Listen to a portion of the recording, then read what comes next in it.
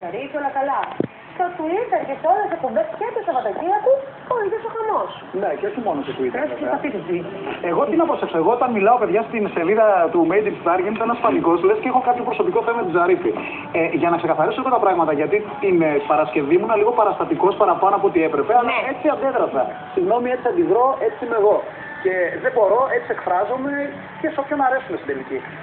Εμένα αυτό το οποίο μου κάνει εντύπωση, και εκεί μένω μόνο αισθητικά, αυτό το πράγμα εμένα με προσβάλλει. Αισθητικά. Αλλά είναι η άποψή μου, είναι η δική μου αισθητική, είναι υποκειμενική, ο απέναντι μπορεί να έχει διαφορετική άποψη εντελώς. Αυτό που μου κάνει εντύπωση είναι ότι τι έχει να δώσει στην καριέρα της Κατερίνας Ζαρίφη αυτή η φωτογράφηση. Μια Κατερίνα Ζαρίφη, την οποία εγώ, Νικολέο, τη γνώρισα πριν από 20 χρόνια, ρεπόρτερ στο Δημήτρη Μάρκο, ακριβώς 18 χρονών ήμασταν πιτσιρίκια, ρεπόρτερ στο Δημήτρη Μάρκο στο Sky.